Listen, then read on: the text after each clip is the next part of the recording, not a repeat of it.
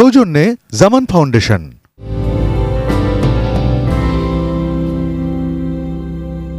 প্রিয় সুধী, আসসালামু আলাইকুম। এটিএন নিউজের প্রতিদিনের নিয়মিত বিশেষ আয়োজন শিল্প সাহিত্য ও সেলিব্রিটি শো কবিবাড়ি অনুষ্ঠানে আপনাদের সাদর আমন্ত্রণ। কবিবাড়িতে যেজন আসে গুণীজন, তারাই দেশের অমূল্য মানবধন। একথার গুরুত্বকে অনুধাবন করেই আমাদের কবিবাড়ি অনুষ্ঠানে আমন্ত্রিত হয়ে উপস্থিত হয়েছেন দেশ বরেণ্য কবি ও মিডিয়া ব্যক্তিত্ব রেজাউদ্দিন স্টালিন। আর অনুষ্ঠানটির নিবেদক জামান ফাউন্ডেশন, আর অনুষ্ঠানটি উপস্থাপনা করছি আমি আসাদ কাজল। প্রিয় দর্শক, চলুন অতিথির সঙ্গে মূল আলোচনায় ফিরে যাই। স্টালিন ভাই, কেমন আছেন? ভালো আছি।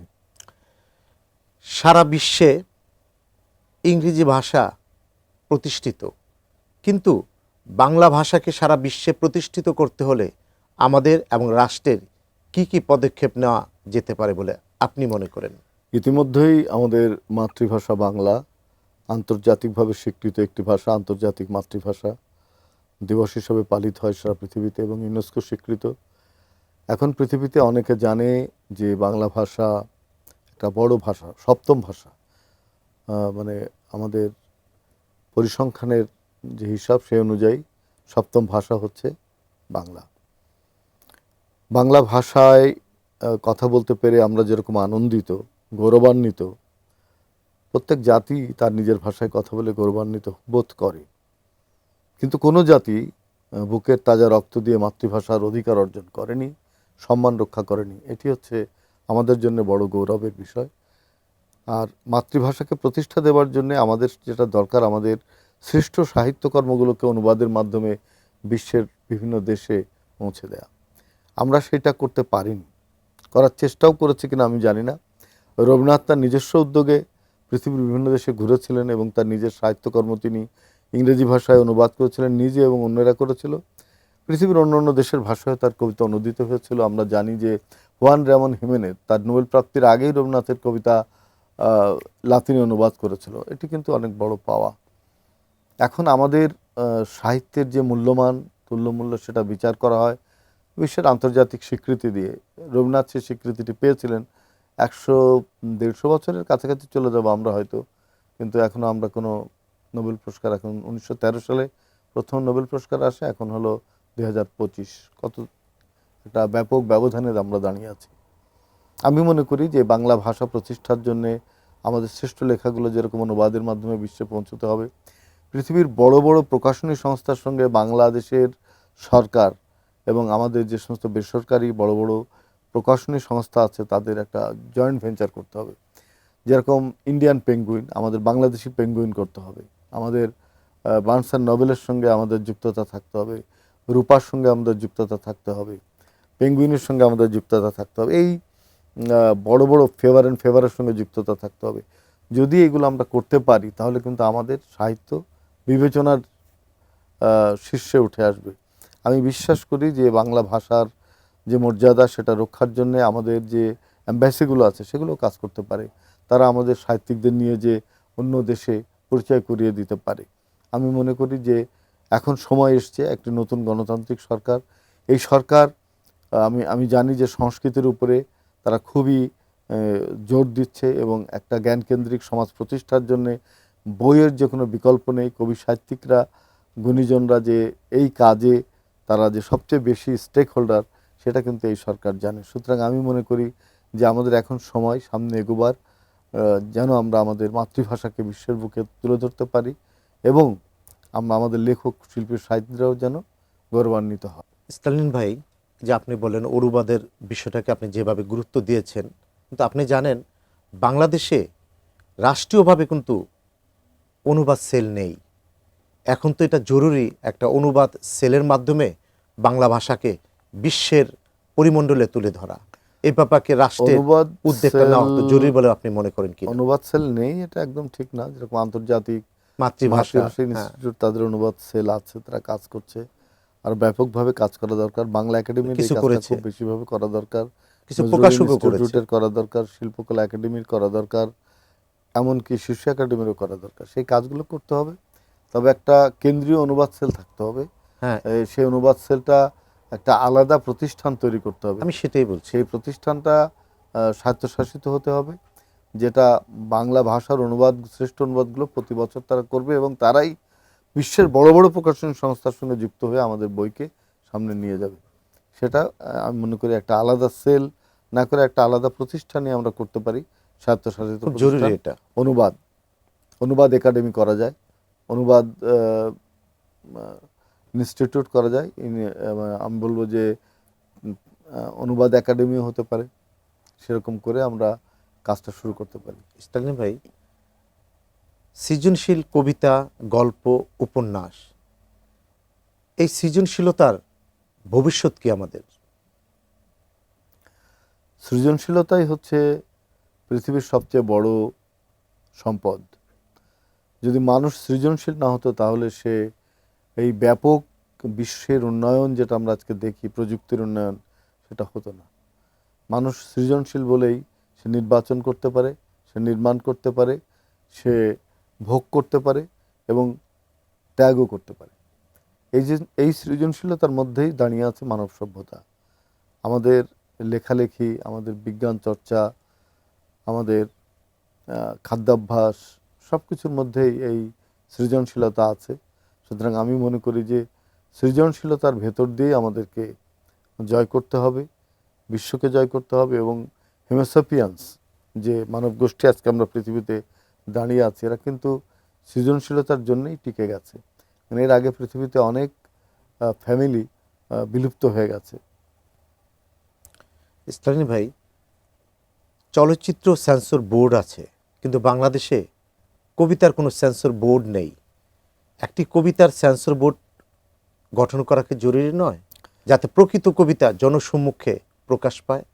এটা কখনোই হওয়া উচিত না, এই কারণে যে মত প্রকাশের স্বাধীনতায় তাহলে একটা ব্যাপক হস্তক্ষেপ হবে। এটা রুশ বিপ্লবের সময় পরবর্তীকালে একটা লেখক সংঘ ছিল, তারা লেখকদের কণ্ঠ রোধ করার জন্য যদি তাদের পক্ষের লেখা না হতো তাহলে তারা সেই লেখা বাদ দিয়ে দিত। সেটা কিন্তু খুবই দুর্ভাগ্যজনক। আমি মনে করি যে আমাদের এরকম চিন্তা করাই উচিত না যে একটা সেন্সর বোর্ড করবে এবং সেখানে সৃজনশীল এবং মুক্ত চিন্তার লেখাগুলোকে এডিট করা হবে কিংবা সেন্সর করা হবে। তাহলে বিশ্বের যে উন্নয়ন, মূল্যবোধ, সৃজনশীলতার চর্চা, প্রজ্ঞার যে বহিঃপ্রকাশ, সেগুলি স্তব্ধ হয়ে যাবে। যেমন রাশিয়াতে একসময় গিয়েছিল, চীনে গেছে। আমি মনে করি যে এই মুক্ত চিন্তা এবং একটা জ্ঞানকেন্দ্রিক সমাজ প্রতিষ্ঠা, মত প্রকাশের স্বাধীনতা, চিন্তার মুক্তির আন্দোলন যেটা রেনেসাঁর সময় ঘটেছিল, সেটি অবশ্যই চলমান থাকতে হবে। বর্তমান যুগে লক্ষ্য করা যাচ্ছে অনেক কবি দ্রুত গতিতে কবি হওয়ার জন্য ছুটোছুটি করছেন, কিন্তু আমরা তো জানি সময় বলে দিবে কে কবি কে কবি নয়। অর্থাৎ কালের যাত্রায় কবির আয়ুষ্কাল নির্ধারণ করবে। তাদের উদ্দেশ্যে আপনি কি মেসেজ দিবেন? মেসেজটা হচ্ছে যে দৌড়াদৌড়ি করে কখনো কবি হওয়া যায় না। কবিকে অভিনিবেশের সঙ্গে সাধনা করতে হয়, চর্চা করতে হয়, সারা বিশ্বের লেখা পড়তে হয়। যে যত অভিজ্ঞতা অর্জন করবে তার শানিত হবে কলম তত। আমরা এখানে ভিনি ভিসি ভিডির স্বপ্ন দেখি, এলাম দেখলাম জয় করলাম, এরকমটা সব তারা মনে করে যে নজরুল এসেই দেখলেন এবং জয় করলেন। কিন্তু নজরুলের এর পেছনের যে সাধনা ছিল, যে পাঠ ছিল, যে প্রজ্ঞা ছিল, সেটি কিন্তু আমরা বিবেচনা করি না। আমরা এমনিতেই বলি নজরুল এসেই জয় করলেন, এসেই কেউ জয় করে না। অনেক অনুশীলন করে, অনেক প্রস্তুতি নিয়ে, নিজেকে তুল্যমূল্যভাবে তৈরি করে একজন মানুষ এসব ক্ষেত্রে এসে দাঁড়াতে পারে। এরপরে গড গিফটেড বিষয়টা তো আছেই। নজরুলের এটা এক প্রতিভা, অবশ্য নিশ্চয়ই সৃষ্টিকর্তা তো একজন আছেনই, তিনি অবশ্যই মানুষকে সেই প্রজ্ঞাটা দেন এবং সেই তার যে কোন দিকে তার ন্যাক অর্থাৎ ঝোঁক, সেটা তো প্রকৃতি নির্ধারণ করে দেয়।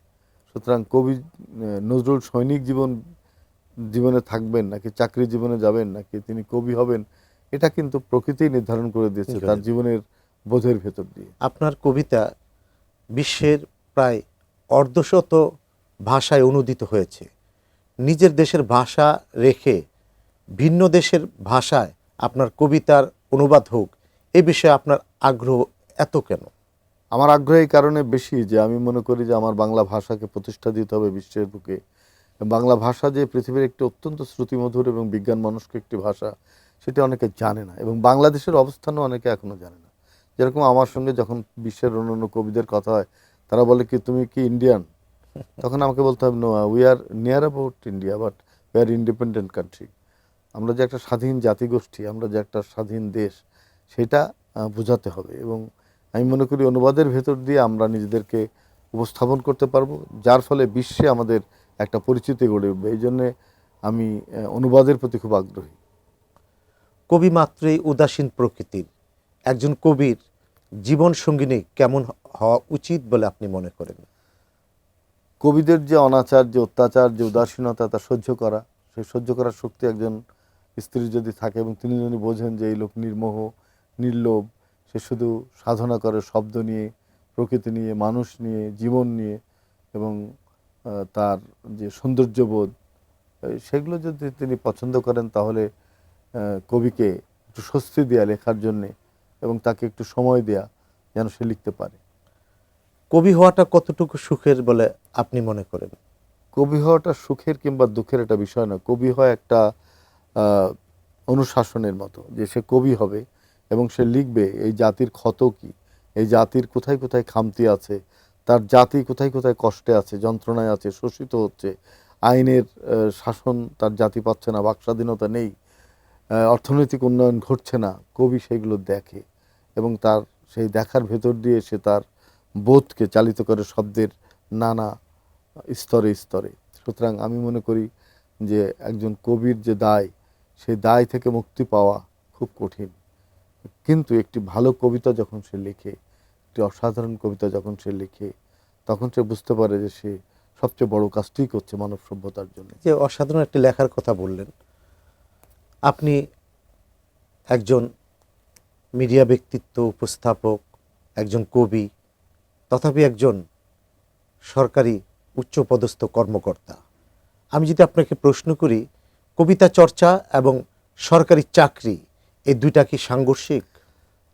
নিশ্চয়ই একটা ডিসিপ্লিনের মধ্যে থাকতে হয় সরকারি কর্মকর্তাদের। সেখানে সব কথাই সে বলতে পারে না, কিন্তু কবি তো সব কথা বলতে চায়।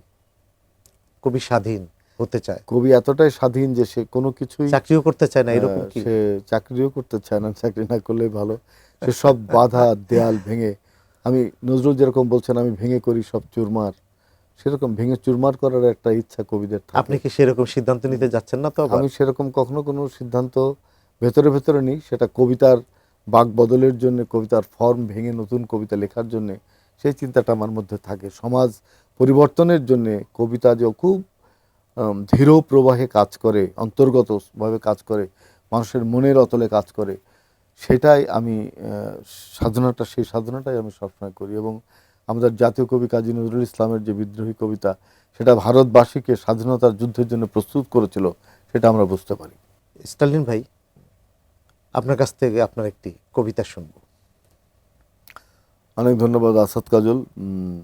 কবিকে আমন্ত্রণ জানিয়েছেন, আমাকে আমন্ত্রণ জানিয়েছেন, সেজন্য ধন্যবাদ। এবং কবিতা পড়াটা একটা অপরিহার্য বিষয় বলে আমি বিশ্বাস করি।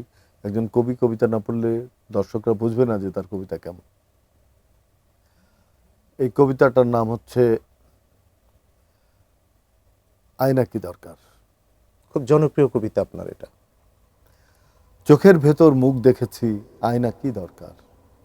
পৃথিবীতে স্বচ্ছতম আয়না পাওয়াই ভার, পারত্ব নয়, কাচের নিচে গভীর অন্ধকার। চোখের ভেতর মুখ দেখেছি, আয়না কি দরকার। জলের কাছে আগুন পেলাম, পাথর কি দরকার। সব পাথরে আগুন থাকে এমন তো নয় আর। বুকের আগুন খুঁচিয়ে তোলে মূর্খরা বারবার। চোখের ভেতর মুখ দেখেছি, আয়না কি দরকার। পথের কাছে পথ পেয়েছি, ভয় কি হারাবার। গতির ভেতর আলো কাছে বিরোধী জ্যোৎস্নার। হাত বাড়ালে যায় না পাওয়া সাজানো সংসার। চোখের ভেতর মুখ দেখেছি, আয়না কি দরকার। বাহ, একটি অসাধারণ প্রেমের কবিতা। এই কবিতাটি বাংলাদেশে খুবই জনপ্রিয়। আমিও ব্যক্তিগতভাবে এই কবিতাটি একাধিকবার শুনেছি। দোষগুণ নিয়ে মানুষ, আপনার একটি দোষের কথা বলতে হবে, একটি ভালো দিক বলতে হবে। আমার ভালো দিক বিচার করার দায়িত্ব আমার প্রতিপার্শ্বে যে সমস্ত মানুষের সঙ্গে আমি মিশি। আমার ভালো দিক হচ্ছে যে আমি মানুষকে ভালোবাসি, আর আমার খারাপ দিক হচ্ছে যে আমি অপ্রয়োজনীয় কথা বলতে খুব অপছন্দ করি। কেউ যদি আমাকে সেটা বলে, আমি সেসব মানুষকে এড়িয়ে চলি। কথিত আছে আপনার নারী ভক্ত বেশি। এই ভক্তদের ভাবি কোন চোখে দেখেন বা তার প্রতিক্রিয়া সেটা কি? তো নিশ্চয়ই সে সহ্য করবে না, কিন্তু একজন কবি হিসাবে অসংখ্য নারী আমার পাঠক থাকুক, সেটা আমি চাই। নারী সৌন্দর্যের প্রতীক, তাদের দেখার, তাদের মনোজগৎ বিশ্লেষণ করার জায়গায় কবিকে থাকতে হয়। ফুল, নারী, নদী, পাখি, এগুলোকে আধুনিক কাব্য ভাষায় কিভাবে প্রকাশ করা যায় সেটা নিয়ে কবিকে ভাবতে হয়। সুতরাং নারী পুরুষ এটা কোনো বিষয় নয়। নজরুলের ভাষায় বিশ্বে যা কিছু মহান সৃষ্টি চিরকল্যাণকর, অর্ধেক তার করিয়াছে নারী, অর্ধেক তার নর। সুতরাং আমার কবিতার যে উপজীব্য সেখানে নারী অর্ধেক ভূমিকা রাখে, পুরুষ অর্ধেক রাখে। কর্মজীবন শেষে কিংবা বার্ধক্যে অবসর জীবন কিভাবে কাটাবেন? কবিতা লিখে। শুধু কবিতা লিখে? আর কি করার আছে? তার মানে আপনি সঞ্চয় বসে বসে খাবেন এরকম? এরকমই তো। ধন্যবাদ আপনাকে স্টালিন ভাই, আমাদের কবিবাড়ি অনুষ্ঠানে আমন্ত্রিত হয়ে উপস্থিত হওয়ার জন্য আপনার প্রতি কৃতজ্ঞতা জানাচ্ছি। আপনাকেও ধন্যবাদ, এটিএন নিউজকে ধন্যবাদ। প্রিয় দর্শক, এতক্ষণ কথা বলছিলাম দেশ বরেণ্য কবি ও মিডিয়া ব্যক্তিত্ব রেজাউদ্দিন স্টালিনের সঙ্গে।